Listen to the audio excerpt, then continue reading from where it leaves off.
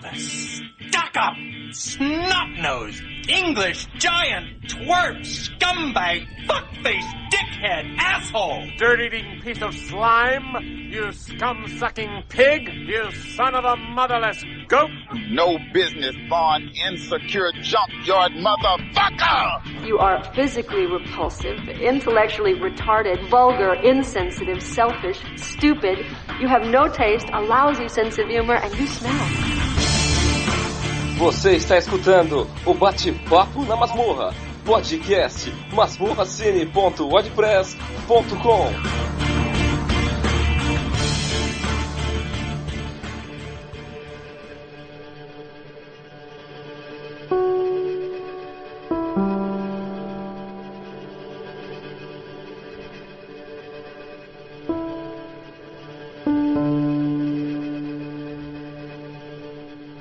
Olá, estamos aqui mais uma vez para gravar um Batendo Papo na Masmorra. E esse é um podcast para a gente conversar não sobre indicações de filmes, né, como a gente sempre faz, mas falar sobre uma coisa que a gente já fez anteriormente em outros projetos, que é comportamento e tal, e o que está acontecendo agora. Eu estou aqui com vários amigos, tá? Eu vou apresentá-los, mas eu gostaria de, antes da gente começar aqui a debater, antes de apresentá-los, dar uma pequena introdução aqui com um texto bem interessante, assim, um resumo, na verdade, que foi publicado na revista Eventos Pedagógicos, tá?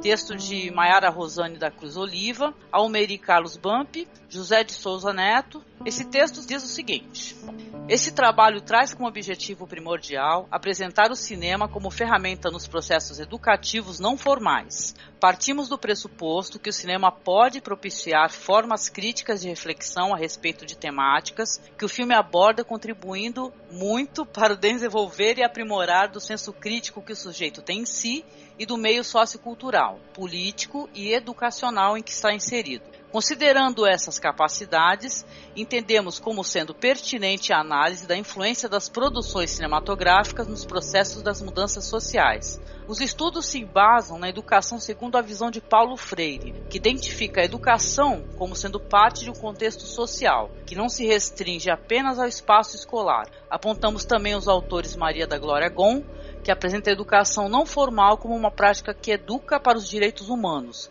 para a convivência com as diferenças e multiculturalismo, e também Jorge Sadu, a quem recorremos a realizar um apanhado histórico do cinema, dentre muitos outros que apontam o cinema como sendo uma importante ferramenta de educação e transformação social. Então esse é um pequeno texto aqui que eu vou deixar linkado para vocês aqui na postagem do blog. Eu gostaria de apresentar aqui os amigos que vieram conosco aqui para poder bater um papo, tá? Primeiramente o Thiago, da Combo Podcasts, que tem vários podcasts, entre qual Dimensão Nerd, Alternativando e, claro, meu extinto Cadeia de Eventos. Tudo bem contigo, Thiago? Obrigada por participar conosco aqui, viu? É sempre um prazer participar com você e muito obrigado pelo convite. Eu gostaria de fazer um pequeno disclaimer, se não for incômodo. O dia dessa gravação é aniversário da minha mãe, então eu gostaria de oferecer o programa para ela. Dona Cláudia, um beijo! Apresentar também o nosso amigo aqui, o Cliff, que ele participa lá do Cronologia do Acaso, né, Cliff? E também de outro podcast, querido, qual que é? Na verdade, eu participo de mais 3 fora do Cronologia do Acaso. Eu sou um cara muito popular. Opa, manda aí, quais são os podcasts que você participa? Bom, pra manter na seara do cinema, né, eu faço parte do Cronologia do Acaso com o meu amigo Emerson, que está aqui também. Eu faço parte do TigreCast com o amigo Thiago, o Matheus, o Marcelo. O Rudicast com meu amigo Marcelo e Guilherme. E o meu podcast principal é o Trashcast, lá do site Plano 9, onde a gente fala de cultura pop com o meu amigo Tice, Pereira, o Thales, etc. É muito bom estar aqui, né, pra falar de cinema com pessoas bacanas, assim. É, você é muito popular ou muito fácil, cara. Brincadeira, tá facinho, te amo. Olha, chamou ela colocou lá, já me ofereci. Eu sou assim, eu sou muito dado. Cliff, I love you. Eu também te amo, Emerson, S2. Que bonitinho. Tá certo. Como vocês ouviram aí, o nosso amigo Emerson Teixeira, que é lá do Cronologia do Acaso. Tudo bem contigo, Emerson? Que maravilha, Angélica. E eu gostaria, na minha apresentação, já dizer que eu trabalho com cinema e educação, né? Tentando mesclar isso. E até vai ser interessante também colocar esse ponto de vista. Enfim, você citou aí o Freire, né? O grande pensador aí. Sim. Então é bem interessante aí. A gente tá aqui com opiniões diferentes e tal, eu acho que vai ser demais, assim. Aprecio muito e é isso aí, viva! Vamos aprender mais um pouquinho aí com todo mundo. Com certeza. Não, e você tá aqui também porque tem um texto muito legal que você escreveu no site, no próprio Cronologia do Acaso, né, Emerson? Sim. E um texto relevante pro papo que nós vamos ter a seguir aqui, né, querido? Exatamente. Eu prezo muito pela igualdade, assim, escrevo tudo com muito carinho e esse texto também faz parte disso, assim, então é isso aí. Motivado por essa polêmica, mas enfim, vamos lá. Excelente, querido. E por último, meu amigo querido Thiago de Lima Castro. Tudo bem com você, Thiago? Você é lá do Nerdópolis, né? Isso. Do Marcos, do Gênio do Mal. Isso, exatamente. Lá com o Marcos, o Eduardo Coço. E estamos aí, vamos discutir um pouquinho essa questão do cinema, acesso à cultura, educação. Sim, queridos, vamos lá.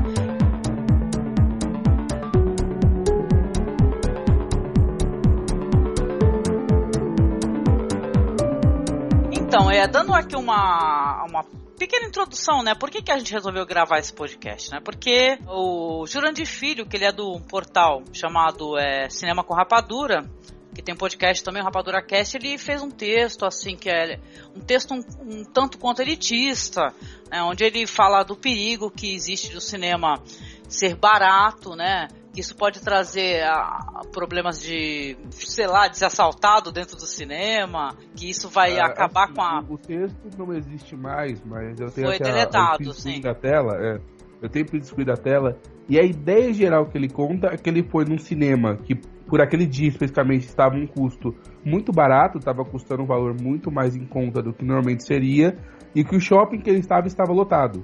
Só que ele falou que o shopping era um ambiente para pessoas com mais dinheiro. E que as pessoas foram lá para uma sessão de R$2 e não sequer pagar uma pipoca de 25. Que dirá comprar algo do shopping. E ele reclama que ele sentiu que não tinha segurança, que o lugar ficou sujo, que ficou mal frequentado. Enfim, ele deu meio que a explicação por causa de um dia. E basicamente falou que isso não deveria acontecer com frequência. Essa foi a ideia geral do texto. Que o problema, basicamente que o problema maior é o fato do cinema ser barato, na verdade que atraía a marginalidade, né, para dentro do cinema, não é verdade? Então, ele não citou exatamente como marginalidade, mas ele falou que o cinema barato fez com que um shopping de alto valor, que ele cita que o shopping tinha 3 restaurantes que sairiam mais de R$120 para comer, o que eu concordo que é um valor elevado até para os padrões de São Paulo, que dirá para os padrões de Recife, que as pessoas que foram, por conta desse valor mais em conta, não comprariam nada do shopping, então não estavam agregando nada ao valor das lojas, não estariam comprando nada, e que ele sentiu medo porque a segurança não estaria preparada para aquelas pessoas. E aí sim o pessoal interpretou como sendo, quer dizer que você só vai marginal se você fazer um cinema a R$2, né? Mas não é exatamente isso que ele fala. Ele fala, o cinema não está preparado, sabe? E ele meio que defende que o cinema seja caro exatamente para essas pessoas não irem. É aí que falhou, né? Foi aí que pegou mal pra caramba. Entendi. Então, mas a gente tá gravando aqui não é pra gente ficar metendo pau no Jurandir Filho.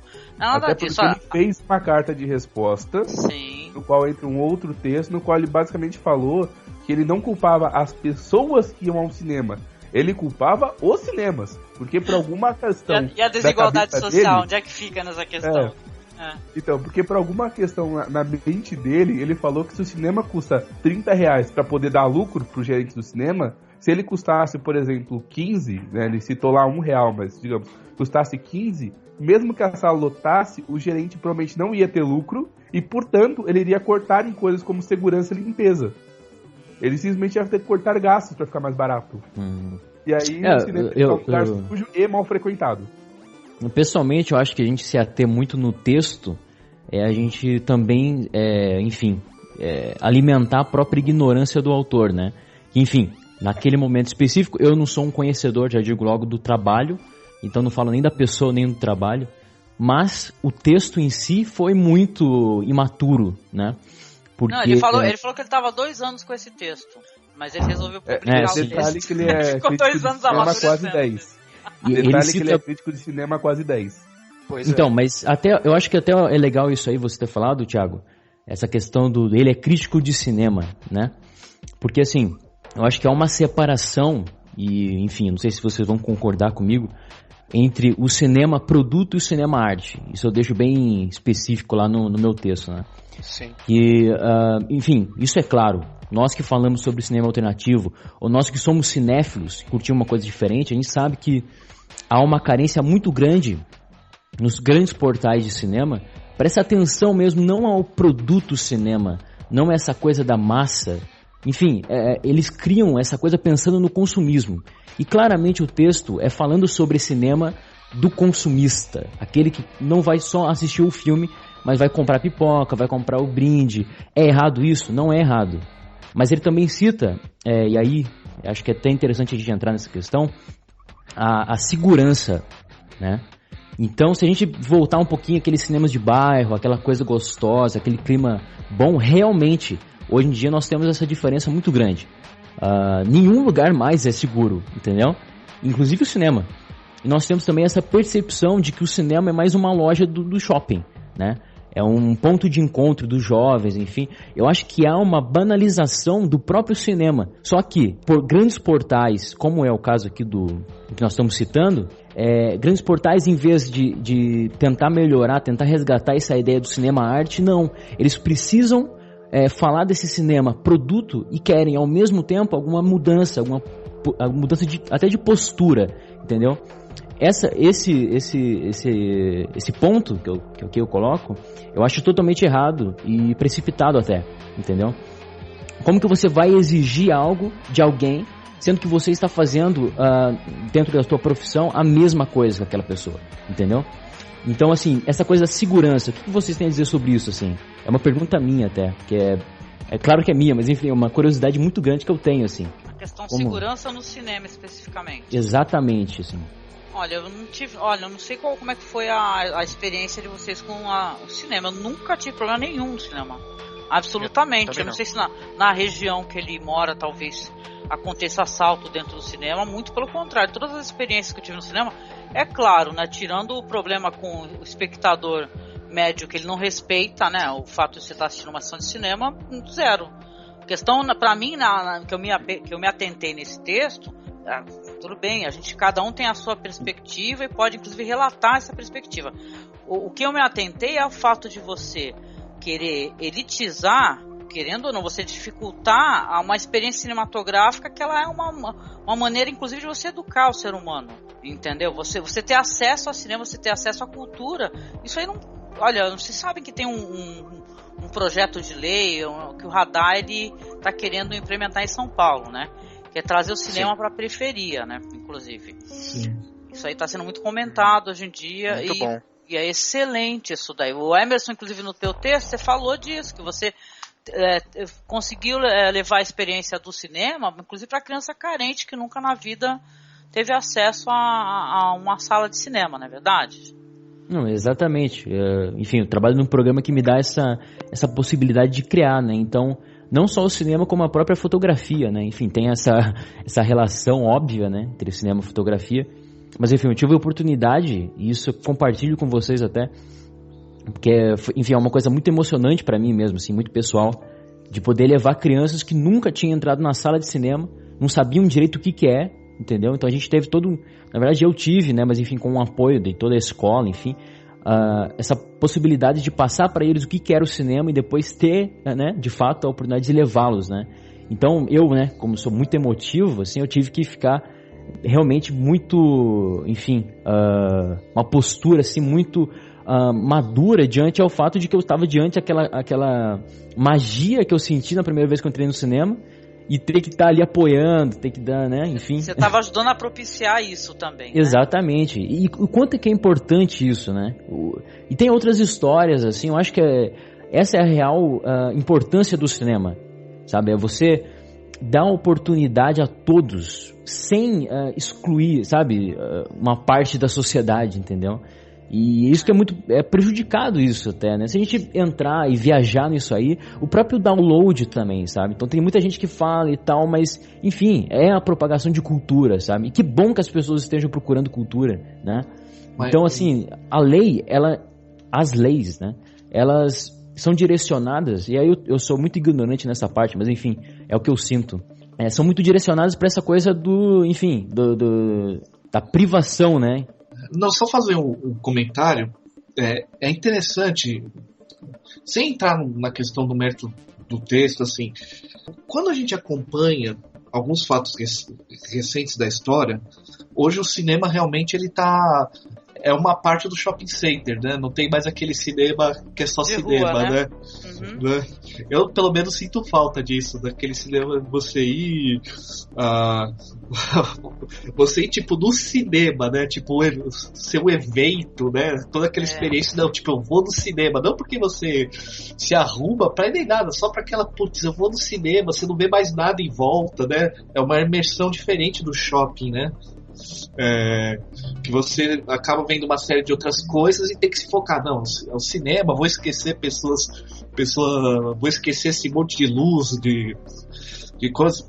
Mas é interessante que nessa realidade do shopping center, nos últimos 20 anos tem tido um movimento principalmente nas grandes capitais, em São Paulo isso foi muito sentido em alguns locais, e na grande São Paulo como um todo, que é o seguinte: pessoas de classes sociais que não iam ao shopping começaram a ir, vestindo da forma que se veste e tudo mais, né? E isso causou um grande estranhamento. Por que eu estou trazendo essa questão? Porque o primeiro argumento que muitas pessoas foi o medo de perder segurança, que essas pessoas, ao entrar lá e veem aqueles preços absurdos e não poderem consumir, que aquilo não seria benéfico para eles também. Então, sempre quando a gente fala, mesmo na lei em São Paulo, que é a polêmica que está sendo gerada através desse projeto de lei do radar, é essa falta de contato entre diferentes classes sociais, porque a partir do momento que diferentes classes frequentam o mesmo lugar, há um estranhamento de ambas as partes. Claro, muito mais da parte que quer ficar lá bonitinha no seu canto e quer que o shopping seja um lugar de gente linda, maravilhosa, bem vestida, e possa pagar 30, 40 reais por uma sessão de cinema, né? Exatamente. Então, esse choque, ele realmente ocorre. Eu sou da área da música.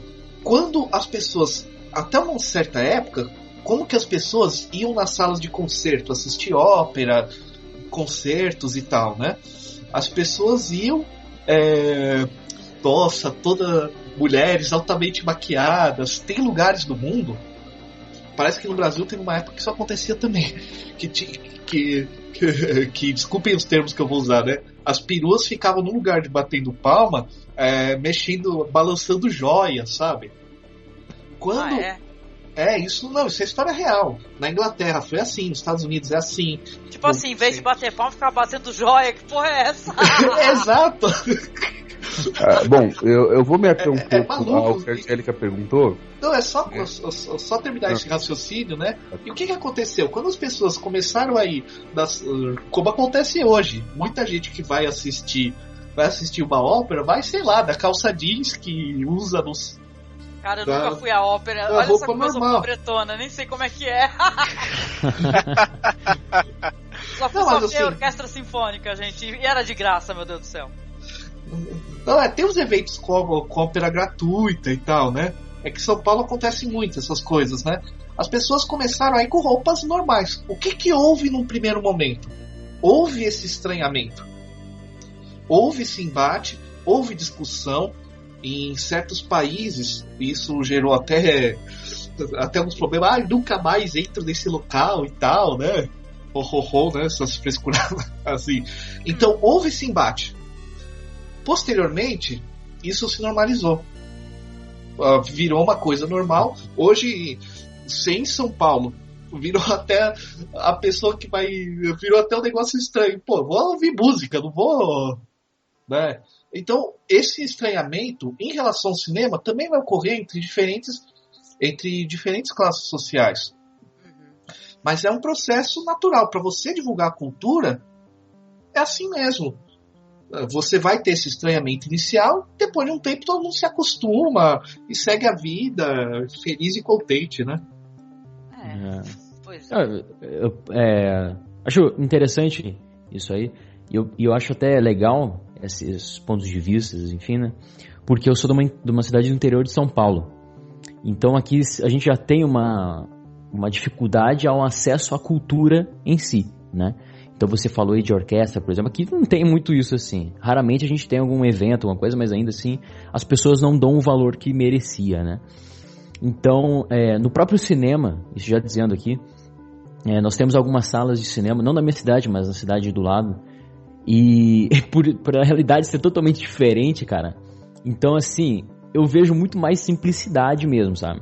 Então não sei se é uma coisa particular daqui, mas assim, quando alguém me fala que, enfim, a questão da roupa, né, enfim, que você não se sente, eu estou dizendo aqui no próprio texto ainda, continuando, né, que você não se sente seguro, né, dependendo, enfim, essa coisa de tentar classificar o ser humano, né, seja pelo aquilo que ele veste, aquilo, como ele se comporta, aquilo que ele fala, enfim. E o que eu vejo muito nas salas de cinema é que quem faz realmente, enfim, quem causa os problemas são os jovens abastados, entendeu? Então são exatamente eles, aqueles filhinhos assim de papai mimados, que chegam no cinema e atrapalham a experiência dos demais. Então, diversas vezes já tive esses tipos de problemas, assim, com esses rapazes, assim, enfim, de estar ali tentando ter algum tipo de experiência e eles não conseguem entender isso, sabe? Como usam a sala de cinema como um parque de diversões mesmo, entendeu? Então, eu acho complicado, assim, é uma questão muito mais de consciência, sabe? Um motel, né?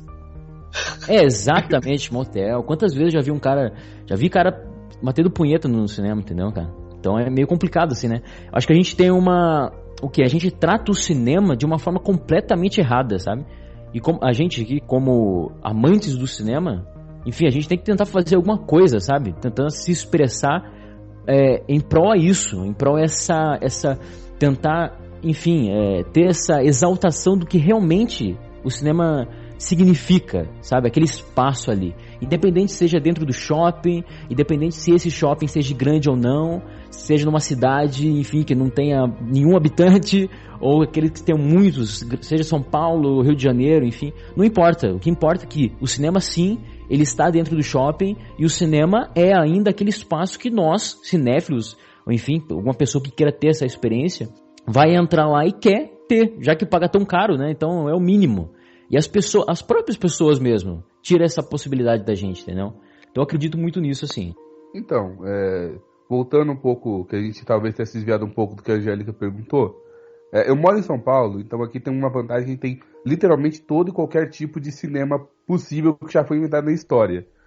De cinema de rua, que ainda existem alguns, até cinemas de grandes complexos de shopping, até uma coisa que eu juro que eu não acreditei que era possível, mas existe, que é a cabine de cinema individual. E eu não tô brincando. O cara te bota numa tela de computador grande, sei lá, umas 60 e poucas polegadas, e passa o filme só pra você assistir. Gente. Sim, isso existe. E é coisa... você literalmente paga pra assistir televisão na casa de outro. Mas enfim, né? E eu vou te contar, cara, que a questão de segurança, eu não acho que o cinema seja exatamente o lugar mais seguro do mundo, né? Mas ele também tá longe de ser um lugar inseguro. Porque mas nos deixa eu te perguntar, desculpa, inclusive te interromper. O que te aconteceu já no cinema? Como é que esse processo assim de insegurança ele acontece? Para que a gente possa entender essa questão também, né? Sim. Então, aí que tá. Como o cinema, como eu falei, existem todos os tipos possíveis e imagináveis, eu já tive o prazer de fazer aquelas maratonas que de vez em quando a Prefeitura de São Paulo faz.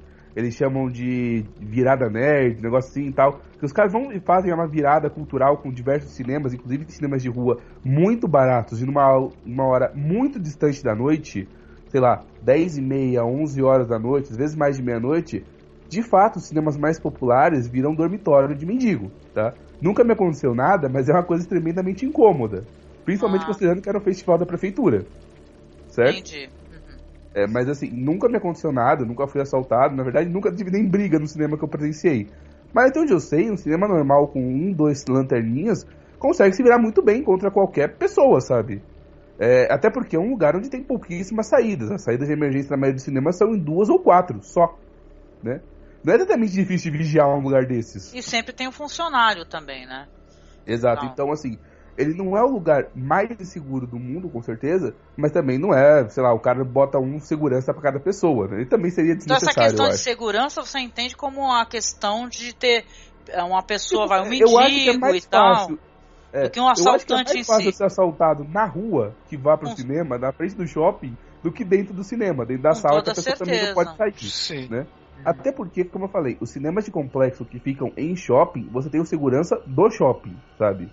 Existem pessoas nos andares, geralmente o cinema aqui em São Paulo, eles ficam nos andares mais altos, próximo ao estacionamento normalmente, mas nos andares mais altos, então você tem que subir 15 andares, até uma postura que vai roubar alguém, alguma coisa. Em geral, os próprios seguranças, por preconceito ou não, vão parar essa pessoa, né?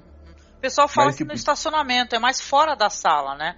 Quando você vai pegar teu carro e tal, que se você tá... Mas é uma questão de segurança no shopping, nas proximidades, é uma questão de segurança pública, né? Até porque existe uma questão que a gente gosta de cinema, a gente gosta de ver filme legendado, né? Eu não me importo tanto, mas existem pessoas que reclamam de assistir filme dublado, e a sessão legendada costuma ficar muito tarde no horário.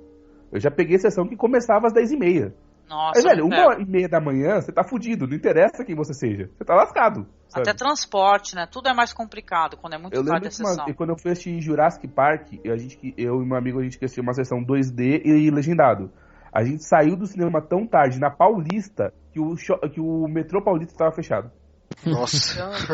E pra voltar aí é uma questão, porque assim, ó, o texto que gerou polêmica, que o Jurandir publicou, ele falou uma questão de segurança no cinema. Não é uma questão de segurança pública, né? Mas essa questão de segurança, você entende que seja essa mistura de diversas pessoas com diversas condições sociais. O cinema em si pode ser tratado só como uma sala, sabe? Só a sala de cinema, eu entro lá, coloco a minha mochila em cima do qual eu tenho certeza que não vai acontecer nada. E mesmo que acontecer, pra onde é que uma pessoa que me assaltaria poderia correr, sabe? Então, Thiago, eu entendo o teu ponto de vista, Thiago. Eu entendo sim essa questão de ter essa virada cultural. Eu já estive na virada cultural, já fui pra São Paulo na virada cultural. Realmente é caótico, né? É caótico na rua, é perigoso também. E tal, não cheguei a ir no cinema. Mas eu não sei se é... Porque a questão... Porque o mendigo, dificilmente ele vai te assaltar, cara. Ele vai feder um pouco. Eu sento do lado de mendigo, cara. É uma situação que eu me senti inseguro. Mas eu entendo perfeitamente que é muito mais culpa dos meus preconceitos pessoais, né, e sociais, provavelmente dito, do que realmente o cinema, sabe? É aquele uma pessoa que pagou o ingresso irrisório, no caso, sei lá, R$1, e tá dormindo lá, mas... Mas ela não tá vendo o filme, mas ela pagou, ela é um contribuinte, como qualquer outro. Você concorda que o cinema deva ser mais caro para que não possa haver essa inclusão? De maneira alguma, muito pelo contrário. Eu acho que esse é a única coisa que não pode acontecer por razões óbvias, sabe? Porque, por exemplo, eu sou pobre, mas eu sou limpinha, eu tomo banho e tal, eu quero pagar pouco. Mas aquela pessoa que não está vendo o filme porque veio pra dormir, ou o namorado que leva a namorada porque ele não quer pagar um motel e vai basicamente ficar com ela no cinema. É uma educação isso daí. Ele não tá usando o cinema como cinema, mas isso não quer dizer que ele não possa ter a chance de aproveitar o cinema também, né? E até, quem sabe, a pessoa leva Vamos citar um exemplo mais simples, Eu sou um jovem de classe média, eu não trabalho ainda, tenho uma namorada e tenho pouco dinheiro. Eu não posso ir pro motel com ela, certo? Até porque, sei lá, um dos dois é menor de idade e não daria certo. Você vai no cinema pra basicamente namorar a pessoa, mas você pode se interessar pelo filme, sabe? E pode despertar o amor do cinema pela pessoa. Eu não culpo isso. Sim. Entendeu? Ou se for um filme do Adam Sandler, pode ser que realmente você prefira muito mais abraçar, beijar a mulher do que realmente. Você tá fazendo um favor pro cara, tá pagando o lado dele pra, né, cara? Eu não acho que seja ruim. O que eu acho prejudicial é a mentalidade de que o cinema só pode ser visto se a pessoa for um apreciador, uma pessoa que vai degustar todas as profundidades do cinema, que vai saber o que é um contra-plongé, sabe? Como eu gosto das pessoas, assim, sabe? Então, por exemplo, o Thiago citou os mendigos, né? Eu tenho vários amigos aqui da minha cidade mendigos, sabe? Gosto muito de conversar com eles e tal. Então, assim, acho que, não citando o teu caso, tá, Thiago? Mas eu acho que Não, imagina, longe disso. Mas eu acho assim que muito do que a gente considera como, talvez, essa coisa da segurança, do perigo, enfim, é muito relacionado com o nosso, como você mesmo disse, Thiago, nosso próprio preconceito mesmo, ou enfim, o nosso desconhecimento, né? Aquela coisa que, enfim, tá longe ou que tem alguma distância, né? Porque assim, enfim, colocar o cinema e falar que você quer entrar no cinema, assistir o seu filme e não ser incomodado por ninguém, não, enfim, se sentir completamente seguro, pra mim parece coisa de gente mimada. Sabe, honestamente, assim, parece coisa de gente mimada, enfim, que teve uma criação muito protetora ou algo assim, sabe? Porque assim, o mundo é isso, gente, sabe? Eu vou na padaria comprar um pão, eu tô arriscando minha vida, sabe? Então, assim, apesar de morar no interior, eu sei que, enfim, tem muito assaltos, tem muita violência. Então eu tô me submetendo a isso só por estar vivendo, sabe? Olha a gravidade disso. Então o cinema, enfim, a experiência toda, desde o momento que eu saio da minha casa, enfim, pego o transporte que for, para chegar no cinema, a hora que eu saio, enfim, é muito, enfim, subjetiva, vai de cada um, né? Enfim, não engloba mesmo o que acontece na sala de cinema. O que acontece na sala de cinema, pra mim, eu me sinto muito confortável com essas histórias assim que a gente vê, sabe? Enfim, o cinema tem essa coisa assim, quase uma entidade mesmo de encontros, sabe? Então, enfim, essa coisa da experiência cinematográfica, eu concordo muitíssimo com o Thiago até. Enfim, acho que é mesmo um lugar assim para você experimentar experiências completamente diferentes, né? Mas a questão da segurança eu acho que é isso, assim, não sei, eu posso estar sendo muito naturalista, enfim, inclusive eu sou, né? Então eu gosto de acampar, enfim, e eu tenho mais eu sou um pouco hippie. Mas eu acho que a questão aqui é que a gente não pode perder muito foco, mas a questão é a experiência cinema é um pouco mais que a sala, isso a gente não pode ignorar, mas isso não quer dizer que, porque eu quero ver um filme numa tela gigante com um grande som, eu tenho que excluir todo mundo que não quer fazer a mesma coisa, sabe? Exatamente. Isso é um pouco, não é só egoísmo, sabe? Porque egoísmo seria uma simplificação muito grande do mundo. É você admitir que todas as pessoas que podem estar no mesmo ambiente que você tem que ser um clone seu. Você quer ver um filme numa tela grande, um som bom, então pega a sua televisão de 72 polegadas e assiste na sua sala com o home theater ligado. Pronto. É esse o tipo de experiência que você vai ter. É o tipo de experiência que você quer ter, entendeu? Só que você quer uma coisa muito esquisita, porque o mundo não é desse jeito, sabe? Você vai no cinema para poder aproveitar com outras pessoas, alguns amigos seus, algumas pessoas que não conhecem, para ver como elas reagem também àquela condição, né? O cinema é a fábrica de magia, né, cara? É a única oportunidade que você vai ter de encontrar coisas que não estão na realidade. E você quer ver como as pessoas se apresentam a isso, né? Pelo menos eu tenho essa visão, sabe? E uma coisa que, em toda essa questão, a gente tem que pensar que essa experiência de um cinema, ela não é só uma questão de entretenimento. Claro que tem também o fator de entretenimento, não estou falando que é ruim se divertir vendo, sei lá, vendo os Vingadores, não é essa questão, mas é o tipo de experiência que faz pensar, é o tipo de experiência que ajuda a rever o olhar, é uma experiência educativa também, é uma experiência de crescimento. Então, quando a gente começa a querer excluir pessoas disso, é muito ruim. Você está querendo excluir pessoas de ter uma experiência intelectual, uma experiência artística, uma experiência de diversão, etc. Uma gama de experiências muito grande. Você está querendo, talvez sem perceber no que você esteja falando, sem perceber essa consequência, que isso também é muito comum, de excluir pessoas de ter experiências muito interessantes para a vida delas. Empatia. O que é empatia? Empatia é a gente se colocar no lugar do outro. Eu quero saber, vocês como pessoas que utilizam a internet, como eu utilizo, todo mundo aqui deve ler textão de Facebook de vez em quando. Qual momento que foi que o ser humano, em geral, ele tá perdendo, se é que ele já teve, essa questão de empatia pelo outro? Porque pelo que eu tô vendo é assim, quando houve aquela lei dos Estados Unidos lá que deu direito a todos os homossexuais casarem, os casais do mesmo sexo, foi uma festa enorme na internet, eu participei dessa festa.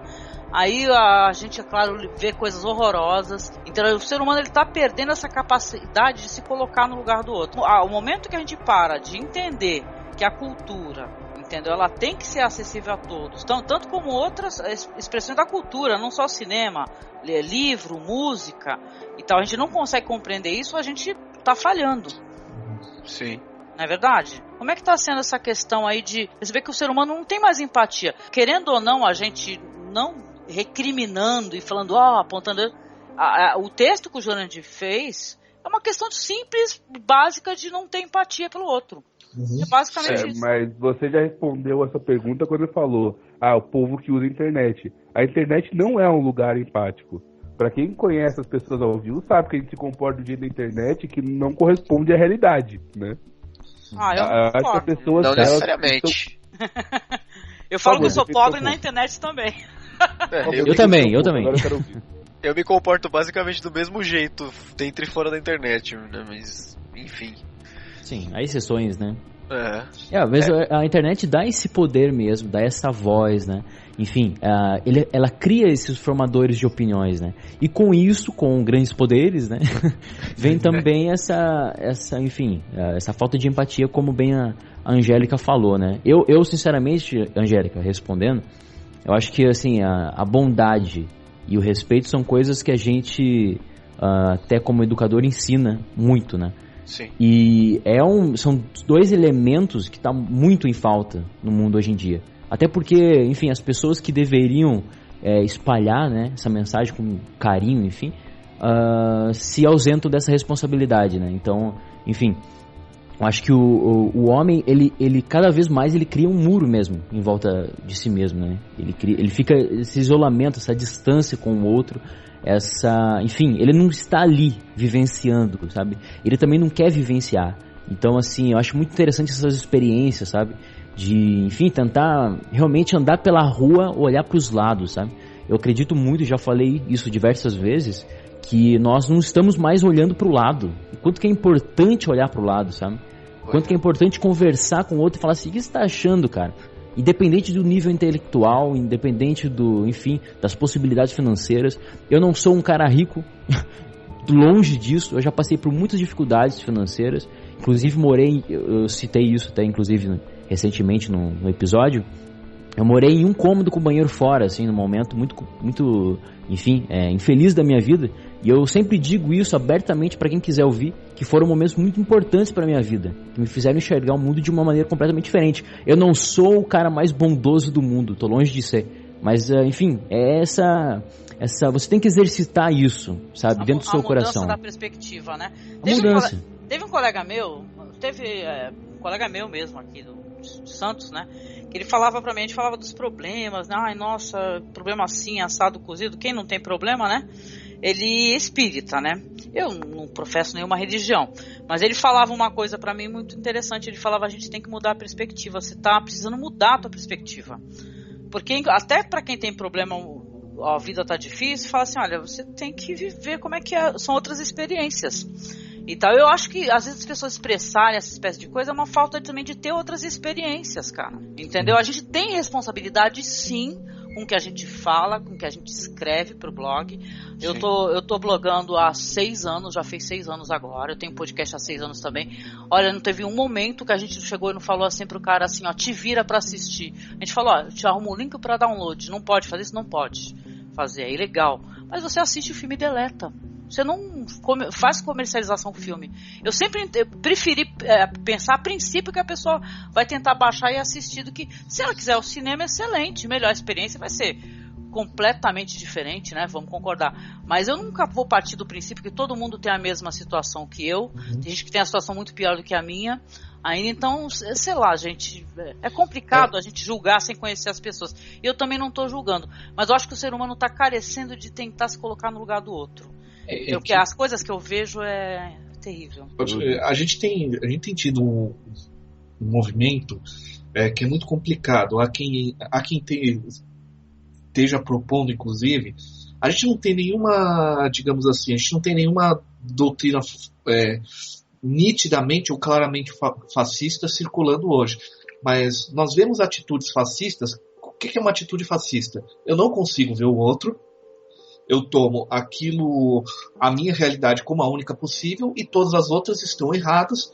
E se estão erradas, por consequência, eu verbalmente proponho eliminá-las. Não estou falando que essa coisa, o outro tem uma opinião diferente, no lugar de parar e pensar na opinião do outro, parar para pensar, eu simplesmente não, a opinião é diferente da minha, simplesmente não serve para nada. Que essa falta, uma atitude fascista advém de uma dificuldade, ou quase uma impossibilidade de uma empatia com o próximo. Com a internet, a gente tem 2 elementos que são difíceis. Primeiro, há uma confusão muito grande quando a gente interage na internet, aquilo que é público e aquilo que é privado. Por exemplo, pode ser a pessoa que for. Se você está conversando dentro da sua casa, você tem uma liberdade de falar as besteiras, as asneiras que vem da sua cabeça, porque você está no espaço privado, né? Até, sei lá, xingar alguém, xingar uma ideia.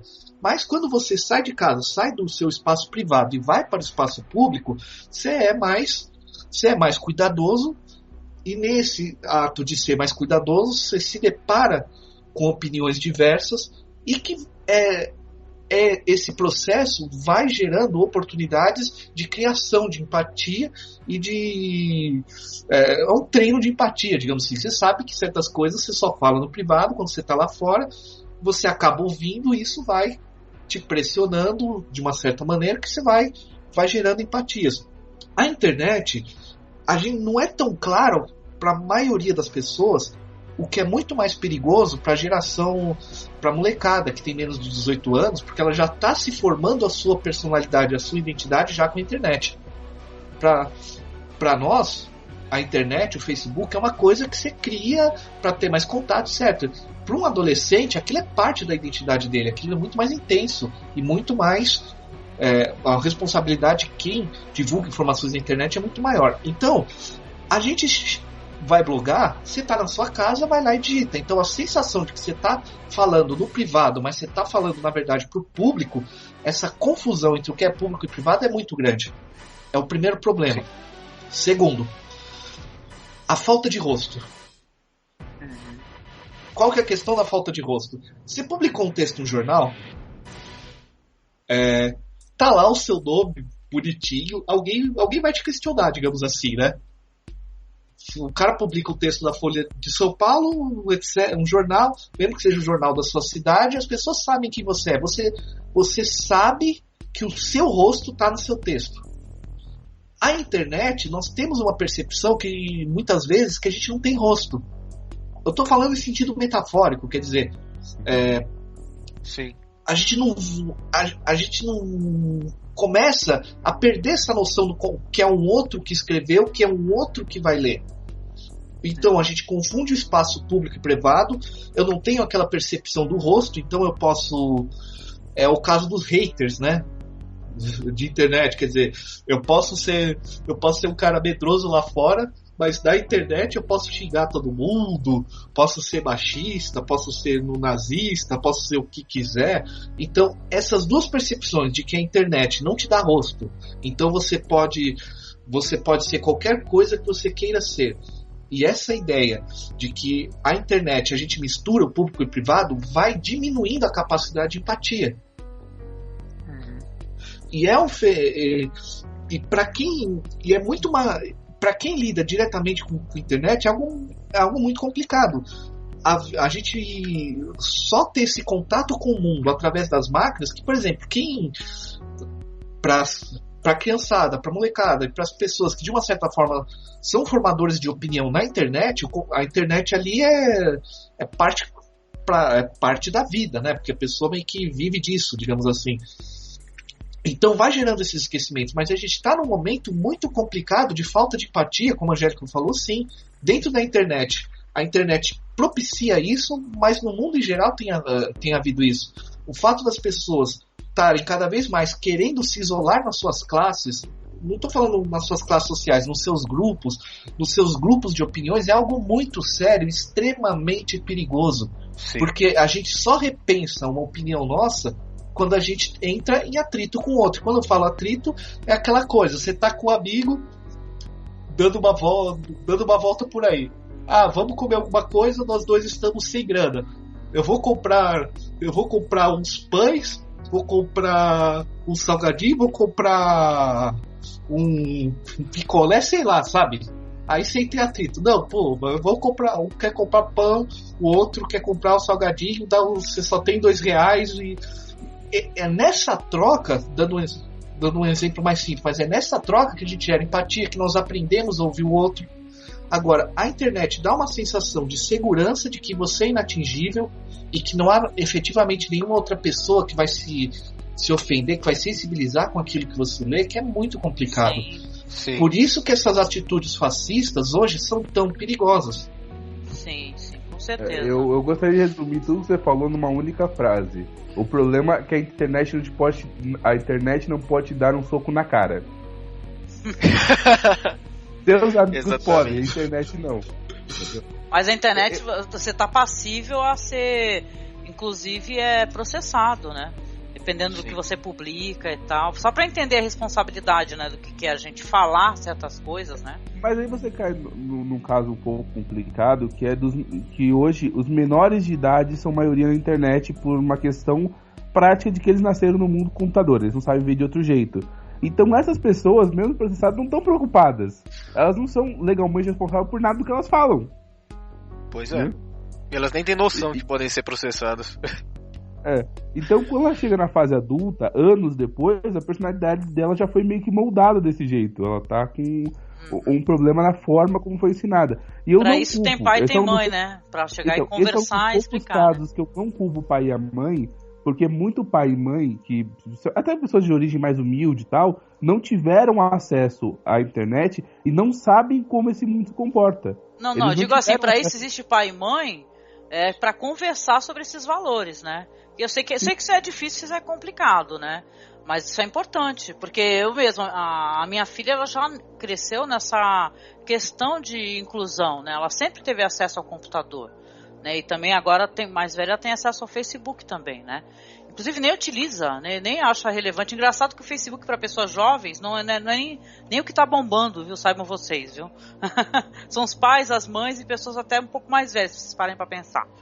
Mas sabe o que me preocupa? Sem querer fugir do que o Thiago falou, do que você está falando também, Thiago, é que essa questão de formador de opinião é uma questão muito importante a gente se ater a essa palavra. Por quê?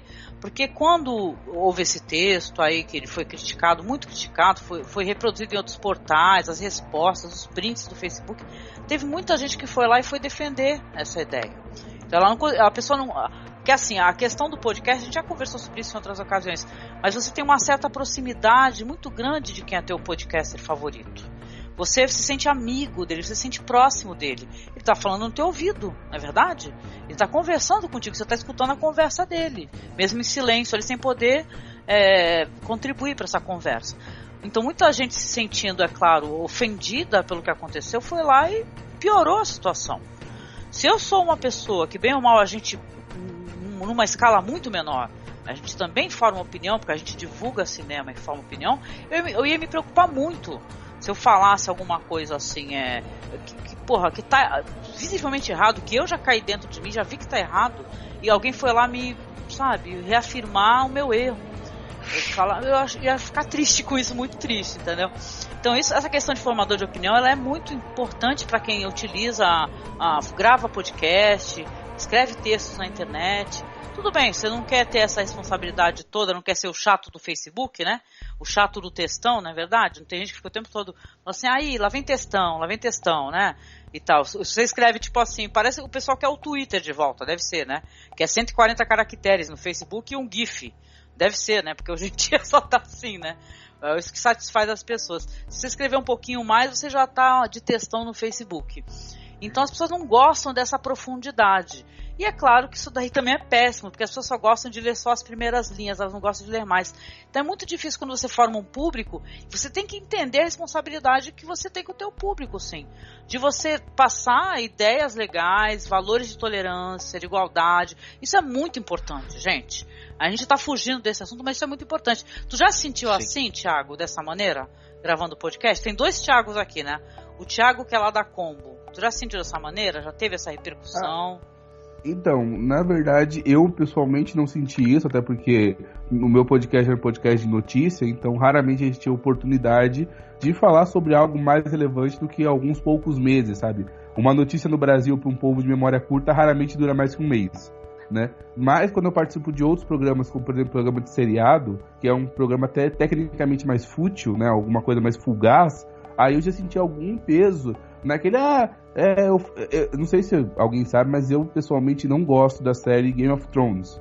E eu fui convidado para participar da primeira temporada, foi a única que eu assisti, não vi o resto. Quando eu falei que eu disse, eu não gostei, Eu fiquei por muito tempo tendo que ouvir. Como assim você não gostou? Você não entendeu a profundidade da obra, não sei o quê? Você tem que ler 4.000 páginas do livro tal pra poder entender como aquele personagem é bacana. Você entender que é um direito seu de você não gostar. Eu não conseguia explicar pra essas pessoas que, cara, eu não gostei, não por uma razão lógica, racional, qualquer coisa assim, porque você também não gostou por uma razão lógica, racional. Sabe? Aquilo mexeu com você, mas não mexeu comigo. Eu lembro que foi assim um período bastante complicado naquela gravação e nos meses seguintes, porque eu fiquei o cara chato, sabe? E não é porque eu tinha virado e falado pra pessoa, olha, não gosto do negócio que você gosta. Eu falei num podcast com algumas pessoas próximas a mim, representando o ponto de, olha, eu não gostei e eu tô aqui exatamente pra mostrar por que eu não gostei, quais são os defeitos, tal, tal e tal. E eu passei por meses como sendo chato, sabe? Você teve que se justificar, né, com as pessoas. Eu só precisava me justificar por uma questão que, sabe, não acho nem relevante. Não foi uma coisa tipo, eu apoiei o... Inclusive, acho que muita gente viu essa, que não é tão relevante assim, mas é um site de um cara que ele diz que é advogado, né, mas não... Que ele, entre outras coisas, afirma que estuprar uma lésbica é um esforço moral pra ela gostar de homem. Jesus do céu, mano. Esse cara já foi chamado pela polícia mais de uma vez. Esse site ainda existe. Tá? É relativamente fácil de encontrar no Google, se você digitar essas palavras. E ele fala isso com uma frequência absurda. E eu olho pra aquilo e falo, não é possível que alguém leia isso, sabe? Não é possível que esse cara não seja preso. E ele pior não que leem, né? Pior que leem. O pior é que leem, passam no Facebook falando mal. Tem gente que lê porque é ruim. E ainda compartilha o site. E ainda tem gente que não faz isso, compartilha o site do cara. Puxa, eu sei que site que é, cara. Tá, mas deixa pra lá. Eu não vou dizer. Eu não quero nem fazer propaganda, tá? Mas eu acabei de saber qual é. Entendeu? Aí você olha o negócio dele e fala, não é possível que um cara desse não tenha sido preso ainda, sabe? Ele cometeu crimes que na vida real dariam cadeia na hora, mas como ele tá protegido pela internet, sabe? Esse campo de força mágico, as pessoas ouvem uma bobagem dessas. Mas hoje em dia já tem um projeto não, já existe, que é o Humaniza Redes, né? Que ele, inclusive, ele responsabiliza pessoas que falam essa espécie de coisa em site e tal, viu?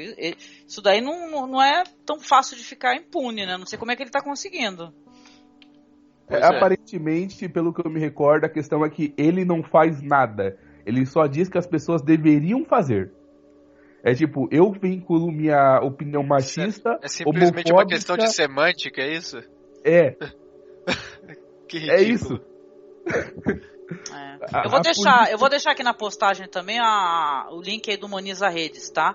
Que tem como você denunciar essa espécie de coisa. Com certeza, né? Isso que é absurdo. Olha, o meu feed ele anda muito limpo, eu até brinco, né? Porque é claro que o fascismo, a ignorância, a proliferação de ódio, né? Que predomina de vez em quando no Facebook, que você não acredita, sabe? Pessoas tão gentis que às vezes vão lá e comentam no blog. Muitas pessoas me seguem justamente por causa de Game of Thrones, porque eu gravo podcast com o pessoal do Game of Thrones BR, né? Então eu gosto muito, viu, Thiago, da série, me divirto bastante. Você por isso, mas não me chame pra esse programa, tá? Eu não sei um bom convidado. Não, eu atraio essa espécie de pessoa, porque o comentarista, a pessoa que comenta sobre Game of Thrones, tem esse negócio, né, de, se você criticar qualquer coisa, qualquer exposição, a ideia errada da série, nossa, você é péssimo. As pessoas xingam mesmo, né? Mas eu levo isso numa boa. É por isso que de vez em quando eu tenho que desassinar vários feeds no Facebook, porque eu não acredito que eu adicionei uma pessoa que fica falando essa espécie de coisa no Facebook. Às vezes acontece, viu? Entendo, sim. Sim. Pois é. Essa questão o quanto as pessoas levam a sério uma coisa que devia ser uma diversão, né? Levo. E é isso que surpreende. Ninguém fala sobre isso com uma notícia séria, por exemplo, sei lá, corte de imposto, entendeu? O que a presidente tá fazendo? Não vejo essa raiva toda quando a presidência anuncia qual é a próxima viagem da presidente. Nossa, também tem isso, Thiago. Eu também vejo isso, na verdade. Eu vejo coisa até pior. Mas deixa eu perguntar aqui pro Cliff. Você, Cliff, como é que é essa questão aí de alguém que produz conteúdo, que tem podcast? Como é que tem sido essa experiência para você e em relação a quem tá lendo, né? Quem tá recebendo as informações? Bom, já começa do princípio que eu não gosto da palavra educador, né? Eu sou um professor, né? de uma instituição relativamente de nome, então vem aquela coisa de que eu tenho uma imagem pra zelar, né?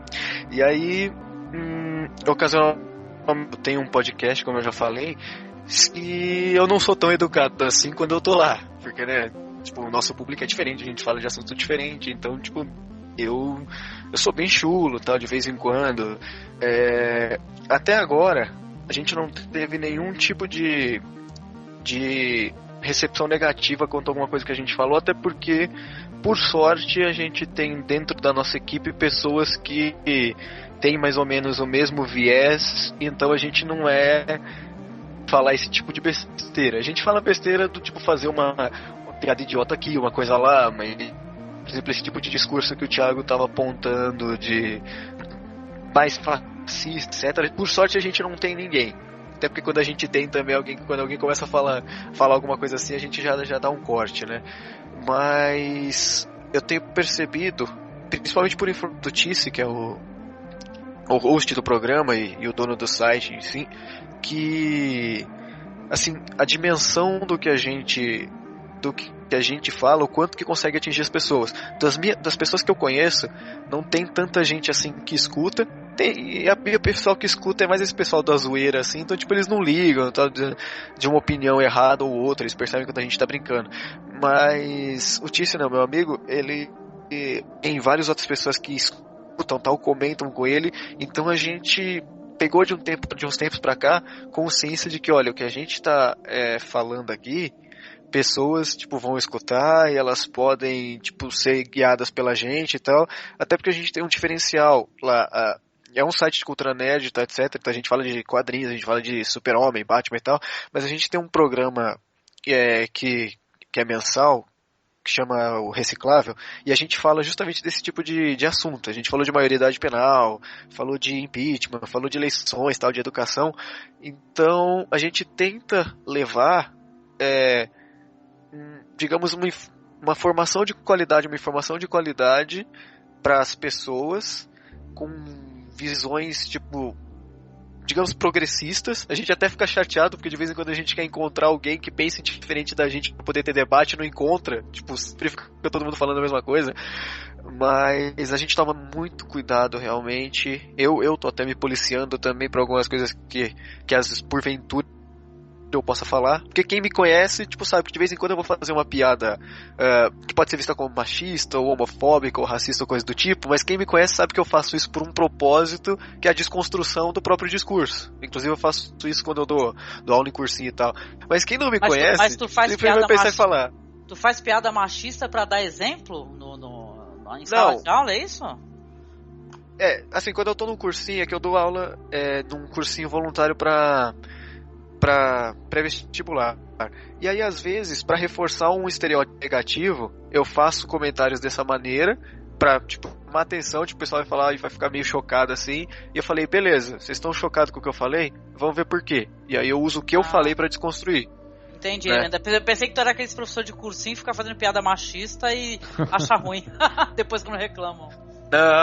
Não. Tipo, eu faço justamente pro pessoal achar ruim, pra eles perceberem porque que tá achando ruim. Eu faço pra incomodar, né? Eu faço piada com qualquer coisa. Mas, enfim, provocador. Eu sou. Eu meto o dedo na ferida de todo mundo e na minha também. Mas, enfim, tipo, quem escuta, quem me conhece, sabe que eu não necessariamente sim tenho essa ideologia que eu transmito quando eu tô falando. Tipo, eu não sou homofóbico, eu não sou machista, eu não sou racista, eu não tenho nada desse tipo. Sou completamente a favor da sociedade inteira ser igual, é isso aí, não interessa quem você tamo junto. E eu percebi, tipo, de algumas coisas que eu tenho dito de casts anteriores e tal, que às vezes soa pras pessoas que, putz, eu sou um babaca desgraçado, sabe? Então, eu mesmo venho me policiando com essa questão. Eu sei minha voz não atinge tanta gente assim, pelo menos em podcast, em aula com certeza, mas em aula também eu não faço esse tipo de coisa. No meu trabalho, onde vem o meu dinheiro, não, quando é uma coisa mais informal assim. Mas eu me policio muito, porque eu sei, tipo, o poder que a minha palavra tem, e eu tento pegar o meu trabalho não deixa de ser um trabalho, o meu trabalho na internet pra tentar, né, modificar um pouco as coisas do jeito que tá. Tipo, por que tem essa questão de empatia, pô, vamos analisar isso e a gente vai tentar, né, dar mais amor pra essas pessoas, mais consciência, sei lá. Eu não sei se eu consegui me fazer entender. Entendi o que você quis falar. Fiquei meio preocupado a princípio, eu tenho que assumir. Mas tudo bem. Não, tudo bem, é compreensível, mas... Porque eu sou feminista, né? Eu pensei, caramba, eu tô com machista presente, eu não tô sabendo. Eu também. Bom... Tem pessoas que dizem que, né, o homem não pode ser, mas eu sou na medida do possível. Eu sou assim, eu sou plenamente a favor de qualquer coisa que seja progressista e que torne a nossa sociedade um pouco menos escrota. É isso aí. Viva a igualdade, né, meu amigo? Isso aí. Exatamente. Você, meu querido Emerson. Diga aí, contribua aí com... Pô, a gente pode deixar isso, inclusive, como considerações finais, porque eu tô dando uma olhadinha aqui. A gente já tá gravando há quase 1h30, olha lá. Então, acho que tá um tempo excelente, inclusive, pra gente encarar isso como considerações finais sobre o tema.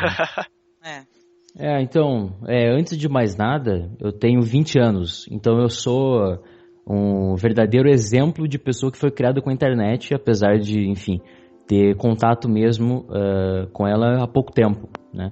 Inclusive, tendo contato, eu sou muito ausente. Eu queria ser mais, presente, saber mais, mas eu sei muito pouco, né? Inclusive, quando eu comecei a escrever textos, gravar podcast, que já faz uns 6 anos, mais ou menos, eu era muito jovem, né? Então, mas já estava interessado nisso, eu acho que eu sempre tive muito o que dizer, né? Então, lutei com coisas que estavam acontecendo na minha vida, e os meus textos... inicialmente e agora também, é uma luta para tentar me dividir, para tentar me entender, né? Então eu uso a arte em prol a mim mesmo. Talvez seja um ato meio egocêntrico, não sei, mas acabei, por consequência e também pela minha própria inocência, ajudando outras pessoas, né? Então eu não me importo muito com estatística, não me importo muito com comentários, mas tive sim bons retornos que me deixaram bastante felizes, né?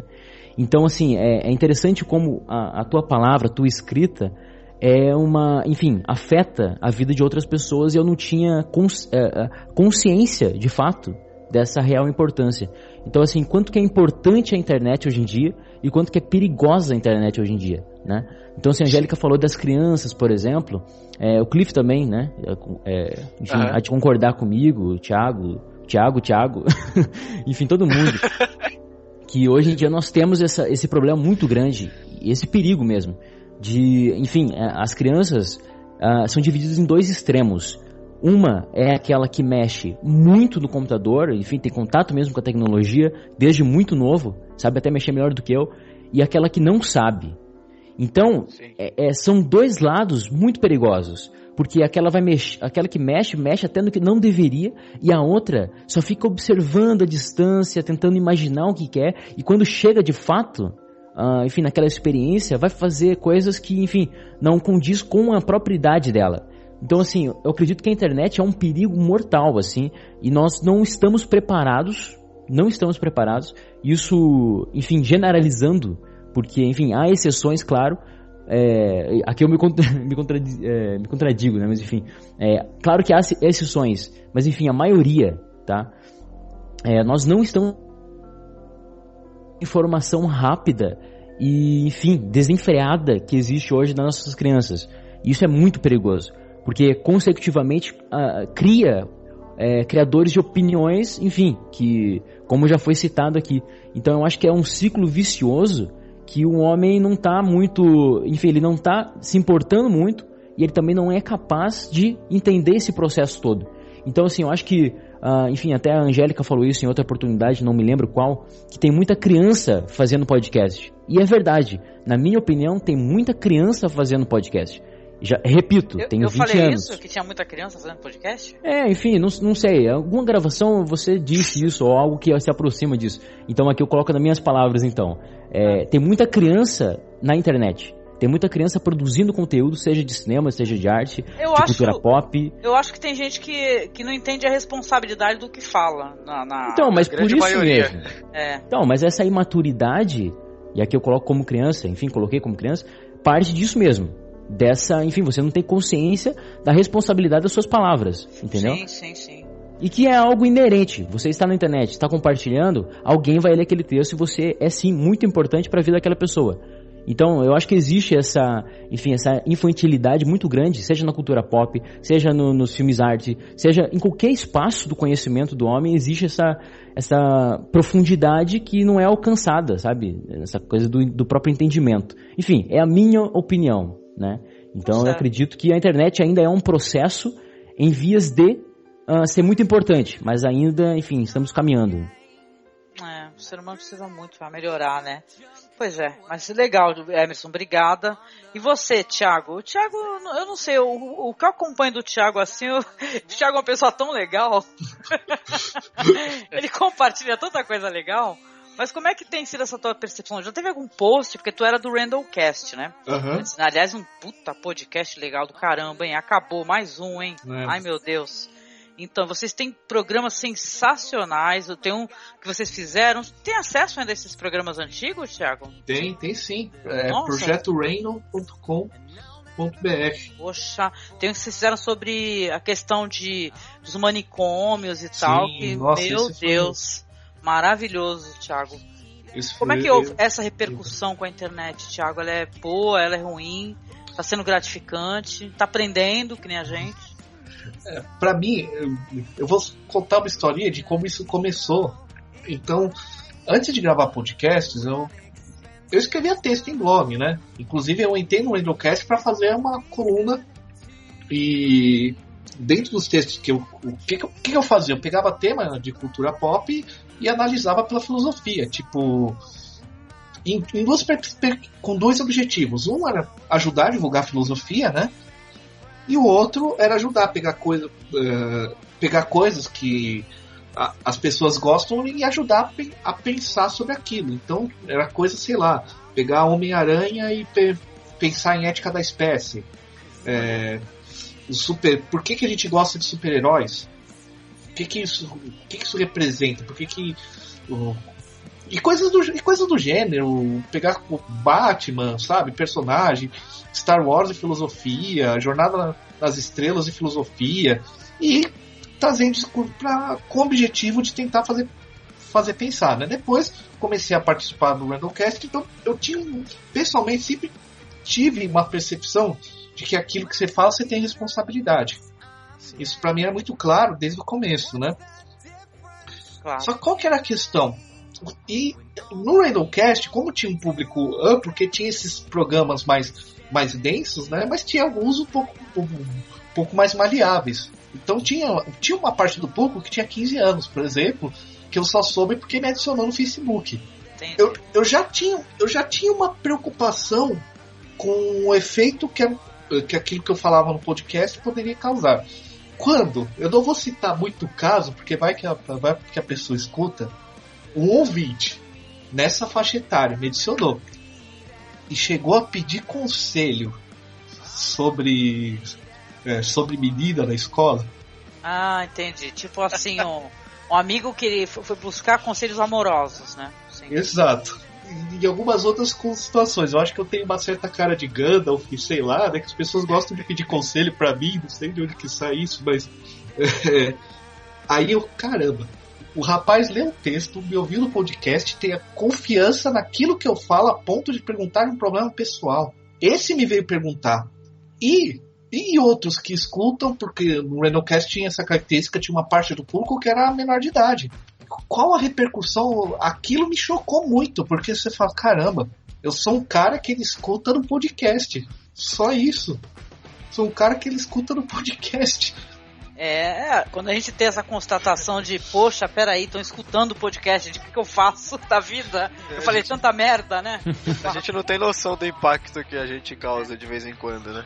Aí que tá a nossa grande responsabilidade. Então a gente causa impacto. A gente fala, é um público pequeno, mas, cara, uma pessoa é muita coisa.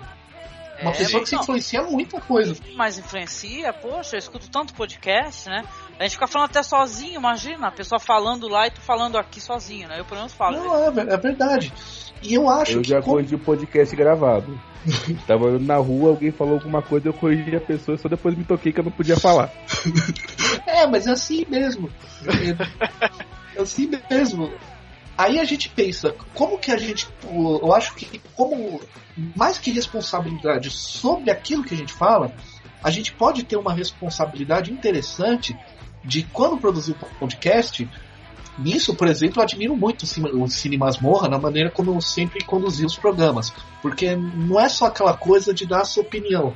Se a gente discutir as coisas de uma forma de fazer pensar sobre aquilo, não dando opiniões absolutas, tipo, é a minha opinião que eu tô dando, mas falando de uma forma que incentive aquele que escuta a também pensar por si mesmo, a gente pode fazer muita coisa legal pro podcast.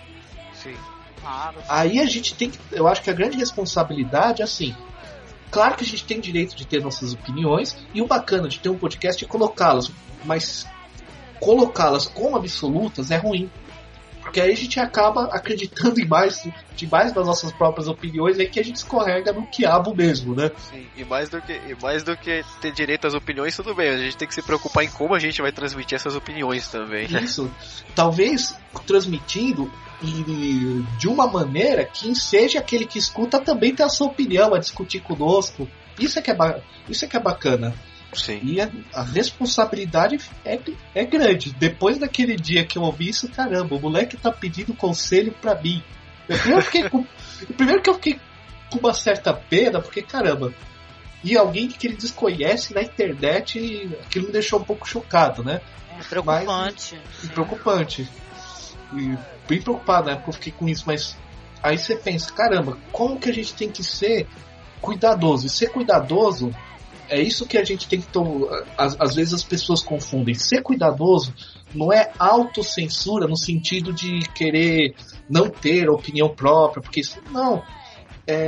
Ter cuidado é colocar uma opinião como uma opinião e não como uma verdade absoluta, inclusive incentivando as pessoas através de comentários a dar as suas opiniões. Eu acho que quando a gente trabalha no podcast, mais do que colocar as nossas coisas, além de ser, não, o que você pensa sobre isso? Tratar uma discussão de maneira respeitosa para, os caras pensam diferente, um pôs um ponto, um pôs o outro, e ao mesmo tempo ensejar o debate naquele que escuta, aí a gente está contribuindo para que a pessoa tenha autonomia. E eu acho que isso a gente pode fazer de uma forma muito grande, porque a gente fala, são poucas pessoas que baixam, mas cara, se essas poucas pessoas param o seu tempo para baixar o seu programa, um programa de 1 hora é 1 hora da vida dela. Se a gente pensar que... Não, gente, perdão até, Thiago, só dando um parênteses aqui. Não importa se você tem 200 downloads do seu programa. São 200 pessoas, porque o pessoal olha para a estatística e fala 200, que bobagem. Não, cara, são 200 pessoas, que nem o Ed Silva, que vocês devem conhecer, que ele também...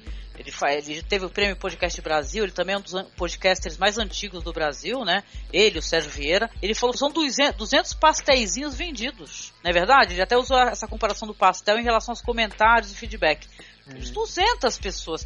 300 pessoas, gente. Isso daí é responsabilidade, sim. Se são 10 mil, porra, é muito mais responsabilidade. Muito mais. Exatamente. Muito mais. Sabe qual eu acho que é o problema básico disso? Só pra gente, né? O problema é que tá relativamente fácil você virar uma celebridade na internet por alguém muito jovem e não muito preparado a lidar com isso, né? Sim. Talvez a questão seja a falta de maturidade do público e daqueles... Eu tenho um pouco de problema de chamar de celebridade, né? De um ídolo, qualquer coisa assim. É um web celebrity, formador de opinião, né? Formador de opinião. Talvez falte um pouco de maturidade. Talvez seja esse o grande problema como um todo. Entendeu? E uma pessoa que não é madura, ela vai cometer erros até aprender, entendeu? Sim. E isso é que acaba, infelizmente, retroalimentando essas coisas. Porque a maneira que a pessoa ganha um cargo de mais importância na vida de outra pessoa, ela acha que ela é infalível. E por achar que é infalível e não ser madura para perceber seus erros, ela vai cometer mais erros no intuito de continuar fazendo aquilo que ela já fez. Sim, né?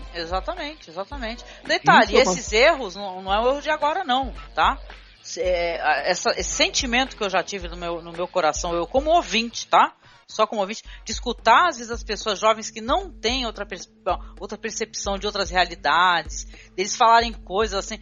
A gente tem a impressão, eu não sei vocês me perdoam, tá? Não conheço vocês pessoalmente, mas parece que é uma grande classe média conversando, entendeu? onde todo mundo fala inglês, tem a segunda língua, fala inglês, pode pagar, no meu caso, né, porque já que fui muito criticado nesse sentido, pode pagar o servidor do valor mais caro e foda-se, né? Então eu até brinquei, eu não pago mais servidor porque eu prefiro tirar um móvel nas Casas Bahia, cara. Saca? Porque não ganho nada com essa porra, mas também não vou gastar, foda-se, entendeu? Existe uma questão que a gente estava até conversando em off antes de começar o programa, acho que é relevante agora, que infelizmente o público de podcasts, ele é em sua maioria muito parecido, né? Sim. São pessoas que no Brasil, né, esse público podcast brasileiro, são pessoas que têm pelo menos dinheiro suficiente para comprar um computador razoável, que não é qualquer computador porcariazinha que pode assinar 15 mil feeds, né? E consegue manter uma internet. E agora, pela primeira vez, esses projetos estão tornando-se um pouco mais baratos, não especificamente por conta de eles terem ficado mais baratos por padrão, mas sim porque na crise a gente está comprando mais celulares e tal, que são produtos que duram um pouco mais. A internet 4G tá meio que massificando isso. E existem pessoas que não querem perder sua bandeirinha, né? Como assim? Eu cheguei aqui 10 anos antes, que esse moleque com o celular tá achando que pode mandar mais que eu? Que porra é essa? Acho que tem um pouco de medo, né, nesse discurso até, né?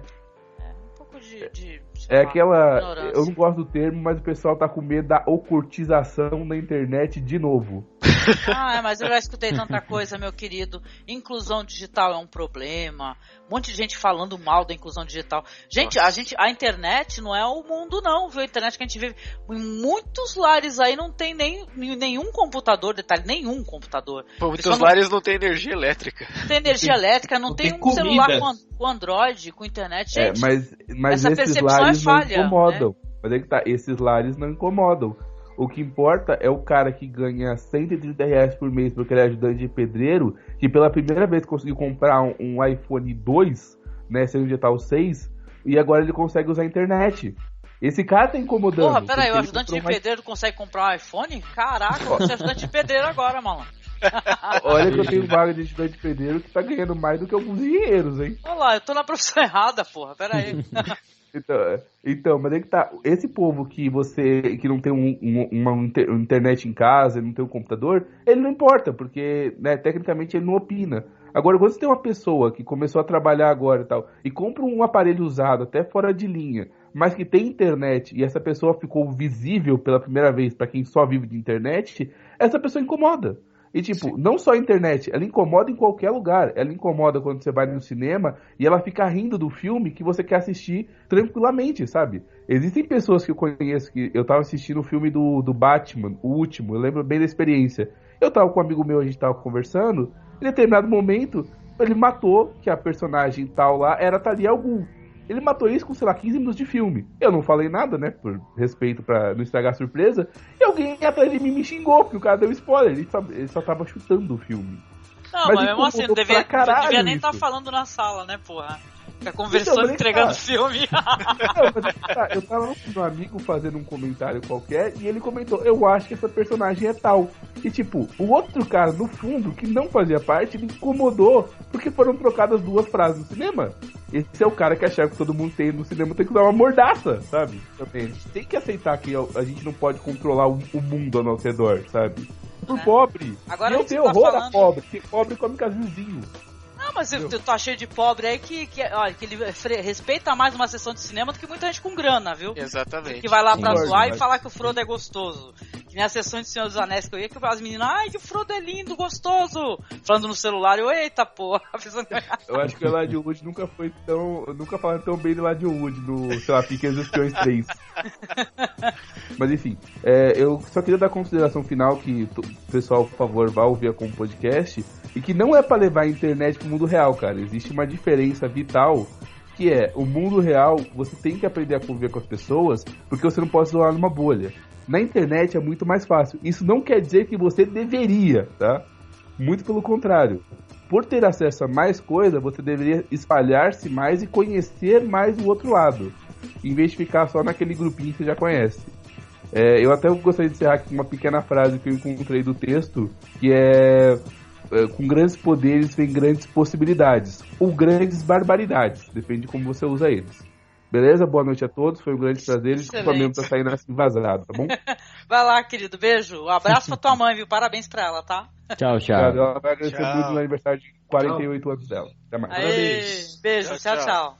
É isso aí, Thiago. Então tu pode concluir, meu querido, teus raciocínios aí. Desculpe, tá? Manda ver. Não, sem problema. Agora concluindo mesmo, né? Não tem como, a gente tem que ter responsabilidade sobre o que a gente fala. A gente fala para muita gente. As pessoas perdem 1 hora ouvindo. Perdem não, né? Mas assim, ganham 1 hora um dia só tem 24 horas. A gente deveria dormir umas 8 horas por dia. E a pessoa pegar 1 hora para ouvir o seu programa, cara, é muita responsabilidade isso. É 1 hora da vida dela. A gente não tem tantas horas na vida inteira assim, não. Se descontar o horário que a gente tem que comer, tomar banho, necessidades fisiológicas, ir no médico, pagar conta, sabe? As horas livres que a gente tem, 1 hora é um presente muito grande que um ouvinte dá. Então a gente tem que ter responsabilidade, sim. Tem que perceber que podcast tem consequência social, as pessoas vão se influenciar e a gente é responsável por isso. Não tem jeito. E cada um dos ouvintes tem a sua realidade, né, Thiago? A gente não conhece também o que estão passando, enfim. Exato. Às vezes uma palavra que a gente coloca fora de contexto até pode fazer grande diferença, né, para aquela pessoa. Né? É por isso que a gente tem que pensar 2 vezes antes de falar, e se você escreveu alguma coisa, pensa 2 vezes antes de postar para ver se, né, se é melhor escrever de outro jeito, pede uma segunda opinião para não dar problema, né?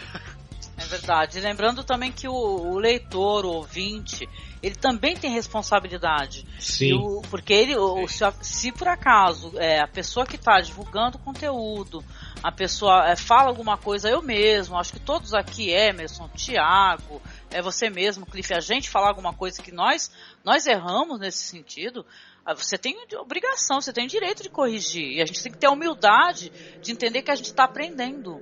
Também essa questão de mexer com a internet, com a sociedade, de expressar nossas opiniões, de aceitar a correção, de ser corrigido, não é verdade? Eu acho que o problema é muito perigoso, mas muito perigoso. É quando você tem muitos leitores, você tem muitos ouvintes, que você perdeu o senso da realidade, da importância de coisas que você fala. Você não pode nunca ridicularizar aquele que não pode ir ao cinema. Você nunca vai poder ridicularizar, inclusive, aquele que faz o download. Porque tem gente que eu conheço, o Almighty mesmo, não sei como é que tá a situação agora, que é lá do podcast, na cidade dele não tem cinema. Ele já falou várias vezes, na época de Cisne Negro, ele teve que fazer o download do filme, porque ele não tinha como assistir. Sim, ele ia ter que viajar para uma outra cidade. Então, gente, são várias realidades, são várias realidades. A gente tem que entender o nosso lugar nesse mundo. E, se a gente está aqui difundir conteúdo, bom conteúdo, cinema, boas opiniões, a gente tem que saber entender essas questões, né? E que nem você falou, Thiago, a gente nunca dar um ponto final, né, em algo. Assim, você tem que chegar, você abre a discussão e deixa para outra pessoa continuar, a pessoa poder se expressar, não é verdade? Exatamente. É isso. Tá bom então, meus queridos, ficou bom para vocês? Eu gostaria de aproveitar agora que nós estamos aqui finalizando, o outro Thiago, né, já foi embora. Era uma confusão. É muito Thiago. Tem que ver quando eu gravo com muito Ivan, aí eu fico confusa também, é terrível. Aí os dois falam ao mesmo tempo, a gente pergunta se os dois falam, né? Pois é. Mas, queria agradecer, né? Novamente agradecer e pedir para cada um fazer o jabá novamente aí do seu podcast, onde a pessoa vai encontrar um conteúdo, vai encontrar tolerância também, né, gente? Isso sempre. É tão bom, né? Um mundo cheio de tolerância. É maravilhoso. Mas dizem que tolerância não é uma palavra boa, eu acho uma palavra maravilhosa. Que se a gente começasse, a gente tem que ser empático, né? Tem empatia, mas se a gente começar tolerando, já é um degrauzinho. Você já subiu tolera, depois você tenta se colocar no lugar. Não é verdade? É isso. Você, Cliff, aonde fala novamente os blogs aos quais você consegue ser encontrado, suas opiniões, sem piada machista, né? Vou escutar teus podcasts, hein? Não, eu estou me controlando, porque senão o Tice briga comigo.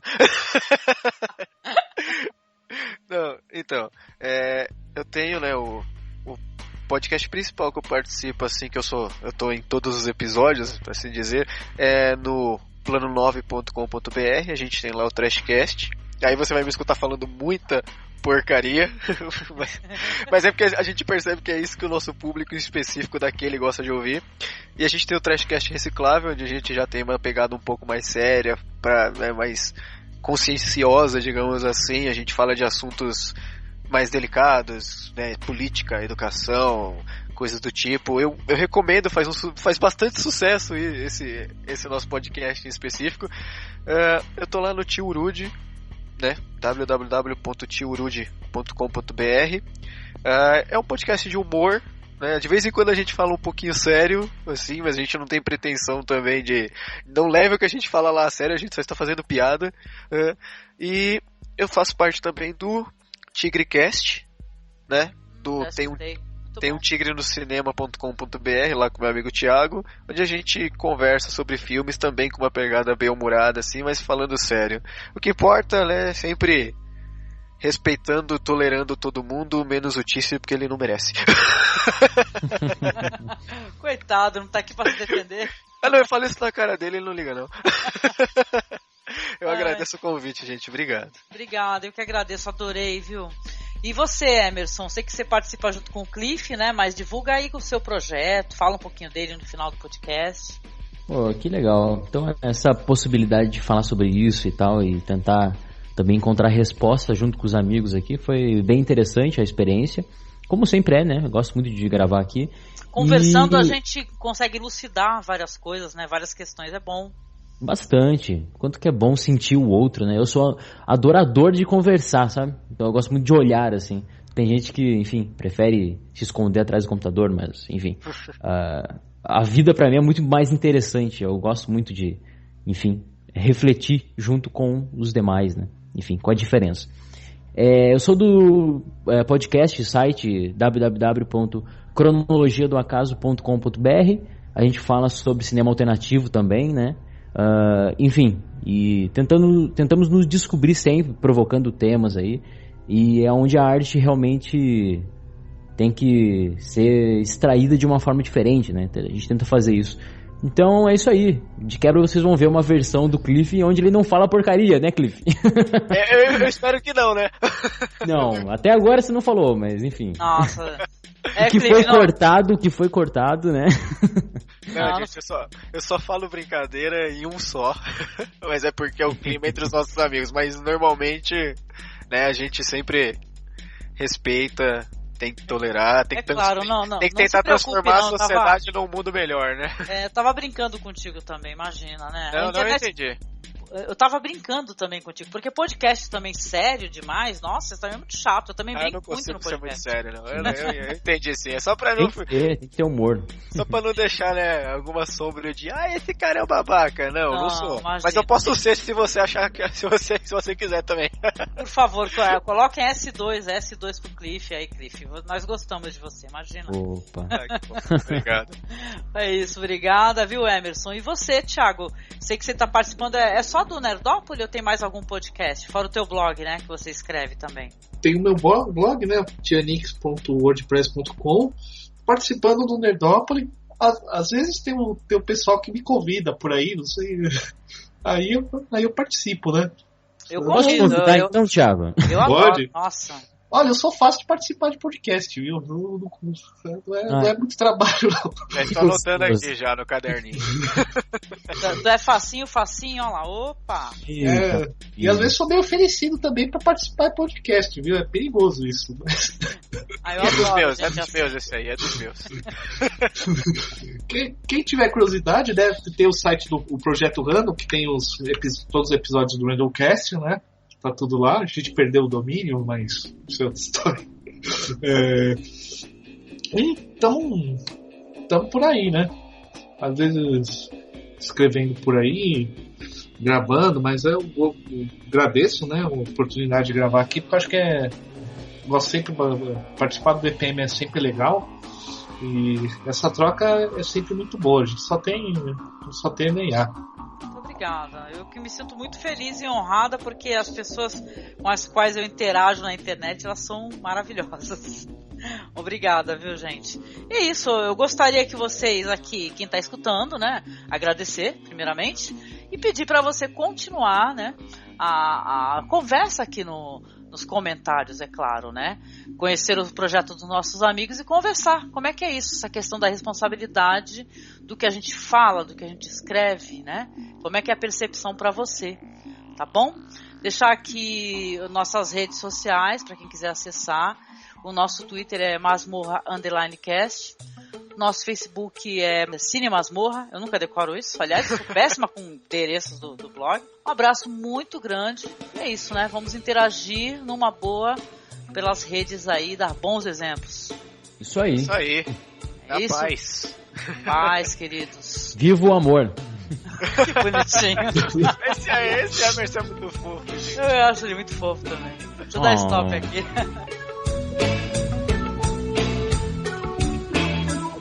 Você me chama, eu quero ir pro cinema. Você reclama, meu coração não contenta.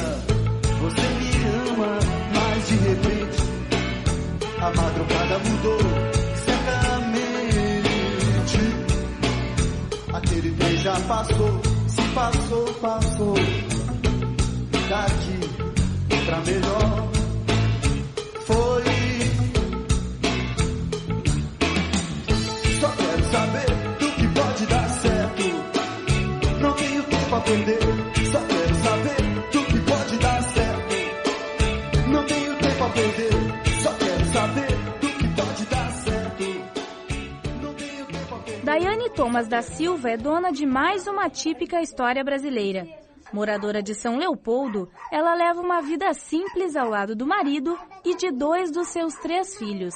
A filha mais velha, Morgana, mora com a avó, enquanto Daiane luta diariamente para criar os filhos menores. Eu trabalho no restaurante até pouco tempo, larguei para mim voltar a estudar e para mim fazer uma teleentrega de lanches para fora, doces e salgados, e para mim voltar a estudar. E meu marido trabalha com reciclagem. Rian, o segundo filho de Daiane, representa um milagre para ela, devido às diversas complicações que teve durante a gravidez e após o nascimento do menino. Tive 5 meses de aborto dele durante a minha gravidez. Foi uma gravidez bem difícil, 5 parava mais no hospital do que em casa. Ele ficou 8 dias no hospital. Depois ele saiu, graças a Deus, a gente começou a fazer os exames que tinha que fazer e ele foi se desenvolvendo e graças a Deus hoje está aí, né? Esta é a casa onde Rian mora com a mãe, a irmã mais nova, Júlia, e o padrasto Roberto, que ele tem como seu pai. Na hora que ele tem que brigar, ele briga. Na hora que ele tem que cobrar as coisas, ele cobra. Na hora que ele tem que ajudar, ele ajuda. Então, é uma relação, sim, bem com pai e filho. Após muitas dificuldades para sobreviver, Rian vive como uma criança normal, mas ainda possui sonhos não realizados. Rian, o que tu mais gosta de fazer? Eu gosto de andar de bicicleta, né? Brincar com meus amigos, sair, ir lá na praça, ir no colégio, brincar com meus amigos. Eu nunca fui no cinema, mas eu gostaria de ir.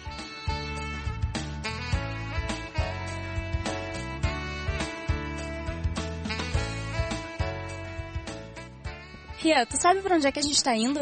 Não. Nem imagina pra onde? Então tu vai ter uma surpresa. Em uma família humilde, nasce um talento. Rian Thomas tem 9 anos e nunca foi ao cinema, mas já protagonizou o seu primeiro filme, o curta-metragem universitário Dizendo Adeus. Sem técnica nenhuma, ele conquistou a equipe com a sua interpretação. Hoje, ele realiza um sonho, ver um filme nesta telona. Rian foi convidado por Mariane Batista, estudante de jornalismo da Universidade Luterana do Brasil, para interpretar Jesus, um menino pobre que é abandonado pela mãe. Não me solta! Quando ela falou, eu aceitei, só que quando na hora de fazer eu fiquei nervoso. Não, mãe, por favor, me leva com você. Na primeira conversa que nós tivemos, eu já percebi que ele era bem esperto, que ele tinha um feeling diferente, sabe? Enfim, que ele era bem desinibido. E nos ensaios ele já mostrou que tinha um certo talento, mas nada que se compare ao filmando. Para facilitar na preparação do menino, que recém está aprendendo a ler, Mariane fez com que ele mesmo criasse suas falas, a partir da história de seu personagem. Eu achava que eu ia me esquecer, não ia pegar as falas. No fim, peguei.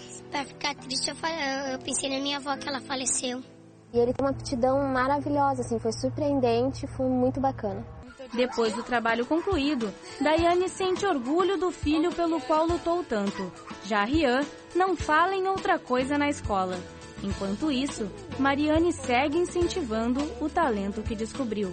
Se ele tiver que apostar na carreira dele futuramente, eu acho que eu apostaria.